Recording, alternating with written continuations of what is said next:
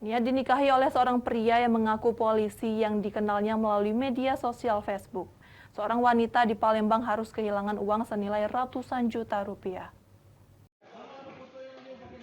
Surdayanti, 44 tahun, warga Jalan Talang Betutu, Kecamatan Sukarame, Palembang, mendatangi Sentral Pelayanan Kepolisian Terpadu Polrestabes Palembang untuk melaporkan kejadian yang dialaminya.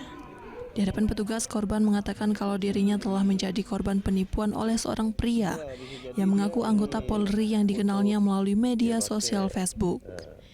Korban mengaku kalau dirinya berkenalan dengan pelaku yang mengaku polisi yang bertugas di Sumatera Barat. Tanpa menaruh rasa curiga terhadap pelaku, korban yang tergiur janji manis pelaku yang akan menikahinya itu lalu dimintai sejumlah uang untuk modal usaha ilegal logging. Korban pun langsung mengirimkan uang tersebut dengan cara bertahap dari 10 juta, 15 juta rupiah hingga mencapai 158 juta rupiah. Kenal di Facebook, dia ngakunya apa, Bu? Anggota. Anggota apa? Anggota kepolisian. Di mana tugas katanya? Polda Sumatera Barat, Padang. Oh di Padang. Nah terus dia janjiin apa dengan kita?